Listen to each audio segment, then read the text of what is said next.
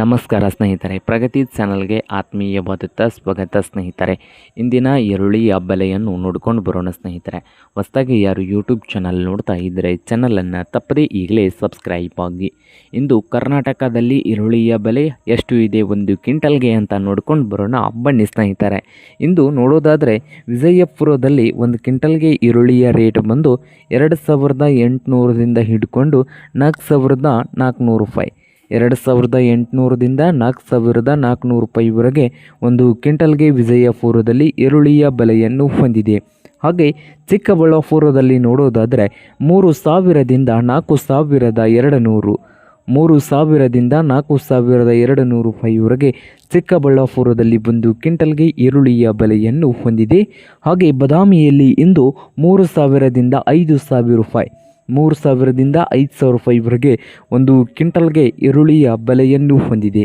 ಹಾಗೆ ಬಾಗಲಕೋಟೆಯಲ್ಲಿ ನೋಡೋದಾದರೆ 2400ದಿಂದ 4400, 2400ದಿಂದ 4400 ರೂಪಾಯಿವರೆಗೆ ಬಾಗಲಕೋಟೆಯಲ್ಲಿ ಒಂದು ಕ್ವಿಂಟಲ್ಗೆ ಈರುಳ್ಳಿಯ ಬೆಲೆಯನ್ನು ಹೊಂದಿದ್ದು, ಇಂದು ನೋಡೋದಾದರೆ ಮೈಸೂರದಲ್ಲಿ 2500ದಿಂದ ಹಿಡ್ಕೊಂಡು 2500ದಿಂದ ಹಿಡ್ಕೊಂಡು 4500 ರೂಪಾಯಿ, 4500 ರೂಪಾಯಿವರೆಗೆ ಮೈಸೂರದಲ್ಲಿ ಒಂದು ಕ್ವಿಂಟಲ್ಗೆ ಈರುಳ್ಳಿಯ ಬೆಲೆಯನ್ನು ಹೊಂದಿದೆ. ಹಾಗೆ ರಾಯಚೂರದಲ್ಲಿ ನೋಡೋದಾದರೆ 3000ದಿಂದ 4500, 3000ದಿಂದ 4500 ರೂಪಾಯಿವರೆಗೆ ರಾಯಚೂರದಲ್ಲಿ ಒಂದು ಕ್ವಿಂಟಲ್ಗೆ ಈರುಳ್ಳಿಯ ಬೆಲೆಯನ್ನು ಹೊಂದಿದೆ. ಹಾಗೆ ಇಂದು ನೋಡೋದಾದರೆ ಸಾಂಗಲಿಯಲ್ಲಿ 2000ದಿಂದ ಹಿಡ್ಕೊಂಡು 5000 ರೂಪಾಯಿ, 2000ದಿಂದ 5000 ರೂಪಾಯಿವರೆಗೆ ಸಾಂಗಲಿಯಲ್ಲಿ ಒಂದು ಕ್ವಿಂಟಲ್ಗೆ ಈರುಳ್ಳಿಯ ಬೆಲೆಯನ್ನು ಹೊಂದಿದೆ.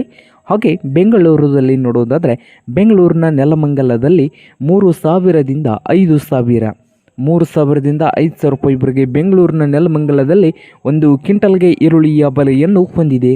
ಹಾಗೆ ದಾವಣಗೆರೆಯಲ್ಲಿ ನೋಡೋದಾದರೆ 2000ದಿಂದ 4000 ರೂಪಾಯಿವರೆಗೆ ಒಂದು ಕ್ವಿಂಟಲ್ಗೆ ಈರುಳ್ಳಿಯ ಬೆಲೆಯನ್ನು ಹೊಂದಿದೆ. ನೋಡಿ ರೈತ ಬಾಂಧವರೇ.